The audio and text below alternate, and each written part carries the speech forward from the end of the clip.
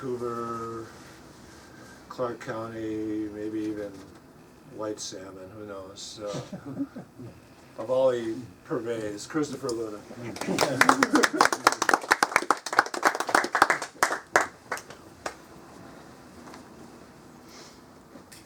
Thanks, Dan.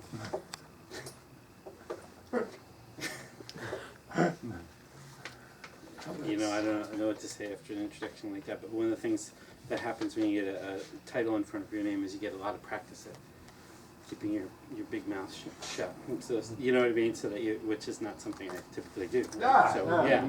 So I'll just let that, sort of lay out there. Okay. Yeah, I appreciate it. And I told Tiffany on the way over here how much I consider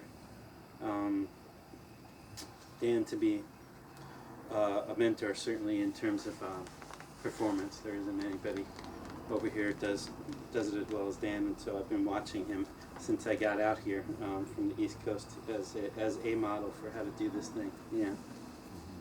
With your shoes off is one thing. My shoes are on at the moment, so I've already fucked up part of it. Yeah.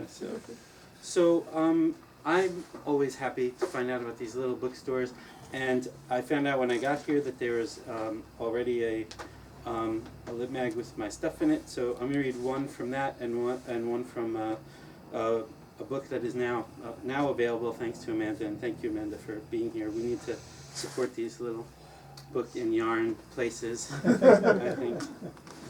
And it's tough with this one to decide on one. So this was a project called the Pulitzer Remix. There were 85 poets across the land who chose one of the Pulitzer Prize-winning novels and then created a poem a day. And I had Norman Mailer's The Executioner's Song. So I'm going to read one piece from this. It's April 8th. Charlie asked Gregor, at 1 a.m, do you think you still have to hide anything about your life? Okay. Angels and demons meet devils and saints. Truly weird and pompous, perky, remote, spooky children, only partially willing. Can't do it, won't do it. Up until then, it had really been a party. Began to feel weak all over. Didn't even have the nerve to appear. Capricious or arbitrary, the question is simply not before us. A balancing concept would emerge, the only system to satisfy them.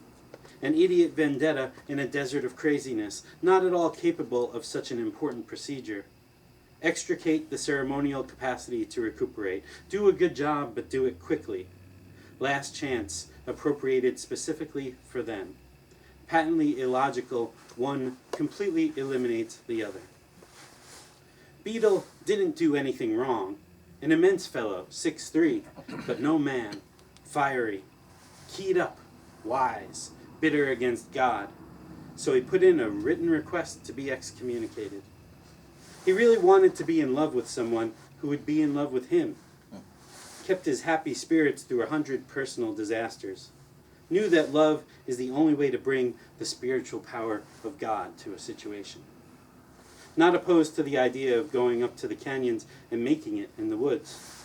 He got on his knees, asked her to shave her pussy for him. His glasses broke in his breast pocket. Got around to mentioning that he knew Charles Manson. Real good advice, just a little straight-laced. You couldn't call it an orgy exactly, but God knows it got sweet. Oh. So yeah, that was tons of fun. And the book that I made out of it, I called Brutal Glimpse of Moonlight, which, like a lot of the things in the book, I probably cobbled together from words in Norman Mailer's book, and then of course I did the cover for that.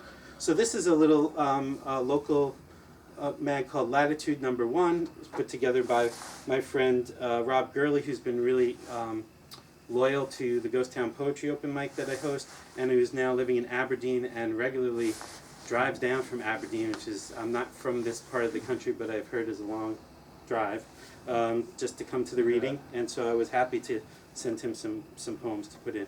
So this one is one of those ones where I was surprised by the reaction I got to it, and it seemed like people really like it, so I want to share it with you. And as I said, available here, I'm using their copy. It's called Mosaic Strands.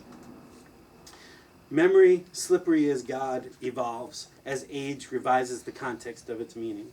The story reprinted in variant editions as the source grows foggy, embittered, disillusioned. The narrative chiseled away to reveal ego desire paints the most flattering picture. He can no longer recall his indiscretions. She chooses not to remember him as he was before he violated her. Despite reality's inherent messiness, its eternal complications, we fear being outed as selfish, mean-spirited. We are invested in coming across as heroic, must not reveal ourselves to be merely human. Flawed and driven to conquer, prone to subtraction, diminishment, division, derision, rather than determined to remain our sister's stalwart keeper.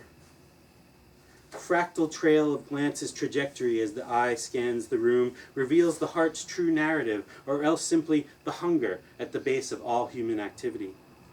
Liminal lamentations burst forth from sleep's imagination to slither southward into your melodrama, sunburn outlasted by sitting where you are expected. Loop-de-loop, cancer ward diadem, outstretched breath like caramel powder puffs applied quickly while waiting for the children to arrive. The table is set, our correspondence attended to. Meet you at the opening between this and that. No one has been assigned to guard the threshold. There's more to all of it than you suppose. The universe expands in direct correlation to your willingness to see it. Thanks, everybody.